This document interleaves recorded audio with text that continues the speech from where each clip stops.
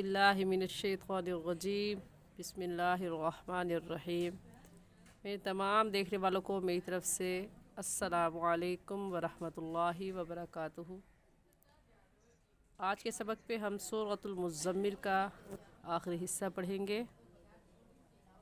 आपसे गुजारिश करती हूँ कि सबक को सुने तवज्जो और तसल्ली और तहम्मुल से, सुनकर अपनी तजवीद की गलतियों को दुरुस्त करें और सदके जारिया की नीयत से शेयर भी ज़रूर करें ताकि बाकी सुनने वाले भी अपनी गलतियों को दुरुस्त कर सकें और ज़्यादा से ज़्यादा लोग सही तजवीद के साथ कुरान पाक पढ़ सकें। जज़ाकुमुल्लाहु खैरा। पढ़ना शुरू करते हैं। अऊज़ु बिल्लाहि मिनश शैतानिर रजीम। सूरतुल मुज़्ज़म्मिल मक्किय्यतुम बिस्मिल्लाहिर रहमानिर रहीम। अलिम अल्लन तुहसूहु फताब अलैकुम फ़क़रऊ मा तयस्सर मिनल क़ुरआन। आइन हुरूफ़ हल्की में से है, यानी उन हुरूफ़ में से है जो हलक से निकाले जाते हैं और ये हलक के दरमियानी हिस्से से निकाला जाता है। तो अलीमा कहना गलत है और हलक के दरमियान से निकाल कर पढ़ेंगे। ऐसे कहेंगे आलिमा आलिमा अन।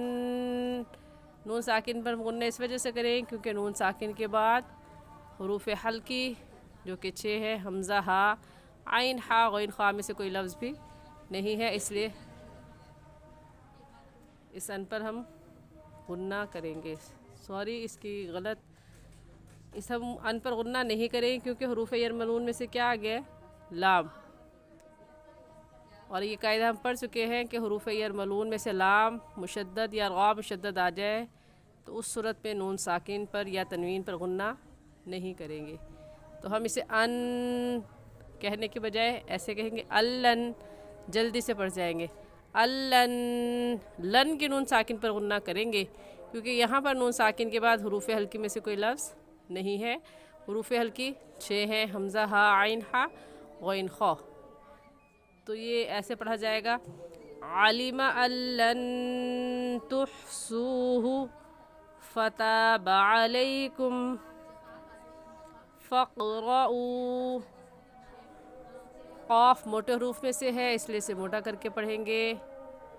फ़क़रऊ कहना गलत है, बल्कि ऐसे कहेंगे फ़क़ फ़क़।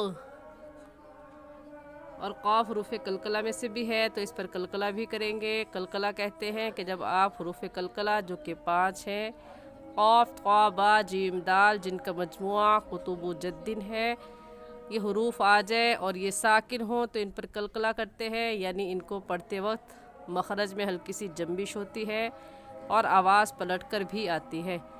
फ़क़रऊ कहना गलत है, बल्कि कैसे कहेंगे फ़क़ फ़क़, वापस पलट कर आवाज़ आएगी फ़क़रऊ।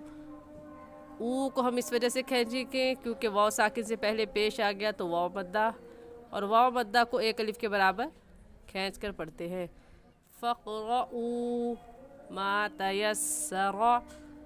रा के ऊपर ज़बर है, पुर यानी मोटा करके पढ़ेंगे मा तयस्सर मिनल क़ुरआन। क़ुरआन में रा साकिन से पहले क़ाफ है जिसके ऊपर पेश है, और कायदा है कि रा साकिन से पहले पेश आ जाए तो उस रा साकिन को पुर यानी मोटा करके पढ़ते हैं। तो ऐसे कहेंगे मिनल क़ुरआन। क़ा वक्फ़े मुत्तक़ की अलामत है तो यहाँ पर वक्फ़ करेंगे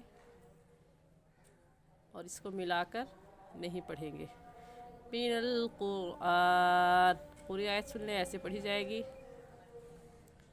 आलिमा।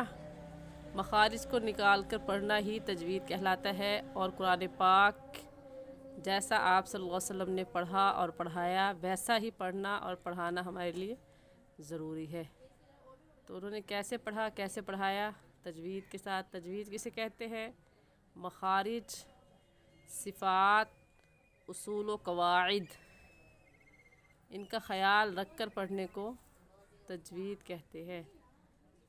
تو ہم علیمہ اللن تحصوا نہیں کہیں گے بلکہ مخارج کے ساتھ پڑھیں گے، یعنی لفظوں کو نکال کر پڑھیں گے۔ علیمہ علم أن لن تحصوه فتاب عليكم فاقرؤوا ما تيسر من القرآن۔ علم أن سيكون منكم مرضى وآخرون يضربون في الأرض يبتغون من فضل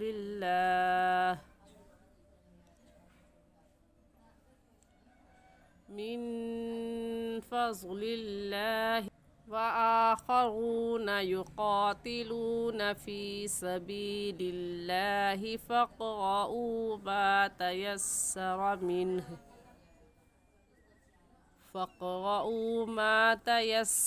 منه وأقيموا الصلاة وآتوا الزكاة وأقرضوا الله قرضا حسنا۔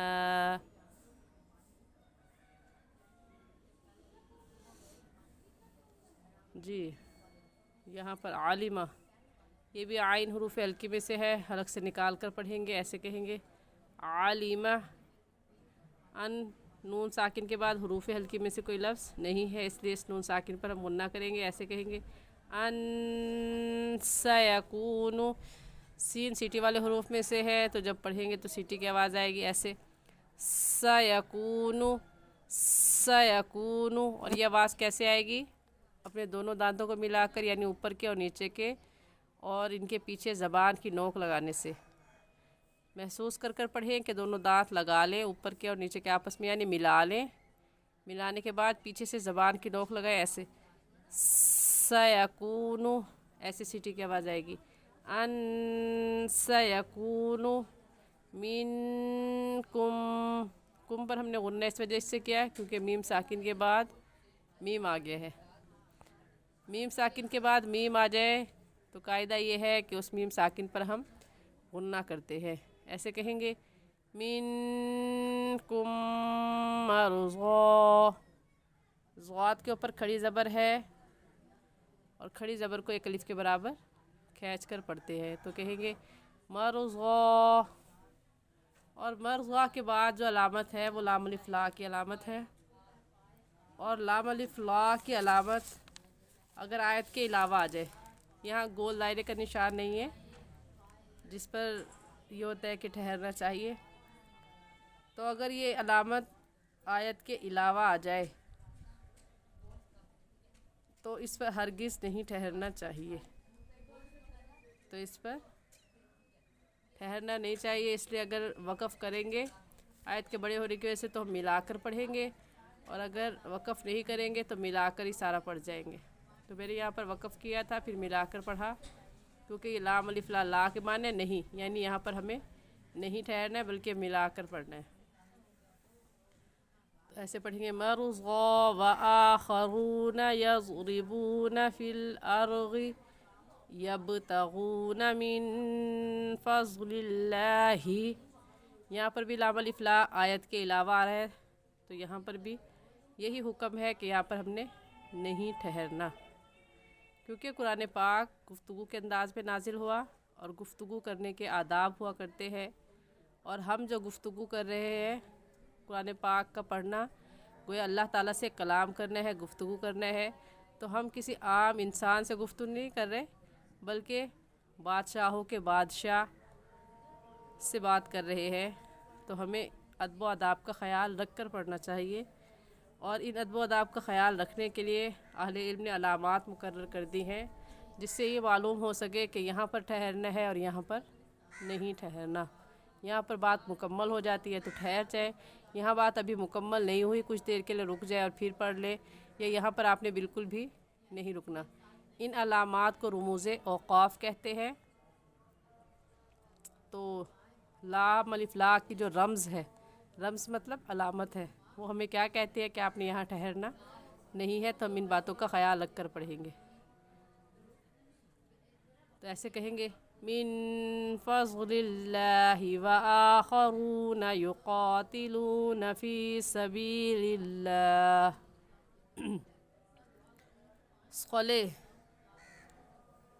صلے کی جو علامت ہے یہ الوصل اولا کا اختصار ہے، اور اس کا مطلب یہ ہے کہ یہاں پر ملا کر پڑھنا بہتر ہے۔ اور زا نیچے زا دو علامتیں لکھی ہوئی نے، زا یہ وقف مجوز کی علامت ہے، اور اس کا مطلب بھی ہے کہ یہاں پر نہ ٹھہرنا بہتر ہے۔ صلے کہتا ہے ملا کر پڑھو، زیا بھی کہتا ہے کہ رکنا نہیں ہے بلکہ ملا کر پڑھنا بہتر ہے، تو اس وجہ سے ہم یہاں پر وقف نہیں کریں گے بلکہ ملا کر پڑھیں گے۔ فی سبیل اللہ، اور اگر آیت کے بڑے ہونے کی وجہ سے ہمارا سانس ٹوٹ جاتا ہے، ہم وقف کر لیتے ہیں، تو ہم پھر ملا کر پڑھیں گے۔ فی سبیل اللہ فاقرؤوا ما تیسر منہ کی نون ساکن پر ہم غنہ اس وجہ سے نہیں کریں گے کیونکہ نون ساکن کے بعد حروف حلقی جو کہ 6 ہے، حمزہ ہا عین ہا غین خا، ان میں سے ہا آ گیا ہے، اس وجہ سے اس نون ساکن پر ہم غنہ نہیں کریں گے بلکہ جلدی سے پڑھ جائیں گے۔ منہ وَأَقِيمُوا الصَّلَاةَ وَآتُوا الزَّكَاةَ، زا سختی والے حروف میں سے ہے، سختی سے پڑھیں گے۔ وَآتُوا الزَّكَاةَ وَأَقْرِضُوا اللَّهَ قَرْضًا حَسَنًا۔ اگلی آیت، وَمَا تُقَدِّمُوا لِأَنفُسِكُم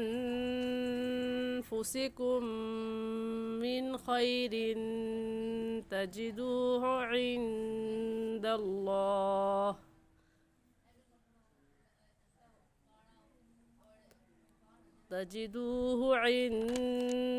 اللَّهِ هُوَ خَيْرًا وَأَعْظَمَ أَجْرًا وَاسْتَغْفِرُوا اللَّهَ إِنَّ اللَّهَ غَفُورٌ رَحِيمٌ۔ واستغفر اللہ میں لفظ اللہ سے پہلے پیش ہے، اس لیے لفظ اللہ کو پوری یعنی موٹا کر کے پڑھیں گے، اور ایسے کہیں گے واستغفر اللہ، اور ان اللہ غفور رحیم میں نون مشدد ہے، غنہ کریں گے، اور لفظ اللہ سے پہلے زبر ہے تو لفظ اللہ کو پوری یعنی موٹا کر کے پڑھیں گے، اور غفور الرحیم اس تنوین پر ہم غنہ اس وجہ سے نہیں کریں گے کیونکہ تنوین کے بعد حروف یرملون جو کہ 6 ہے، یا را میم لام واو نون، یرملون ان میں سے غا آ گیا ہے، اس وجہ سے اس تنوین پر ہم غنہ نہیں کریں گے بلکہ جلدی سے پڑھ جائیں گے۔ غفور الرحیم، غفور الرحیم۔ امید کرتی ہوں آج کا سبق بھی آپ کو سمجھ میں آ گیا ہوگا۔ آسان اور صحیح طریقے سے تجوید سیکھنے کے لیے ہمارے ساتھ جڑے رہیے۔ جزاکم اللہ خیرہ۔ السلام علیکم ورحمۃ اللہ وبرکاتہ۔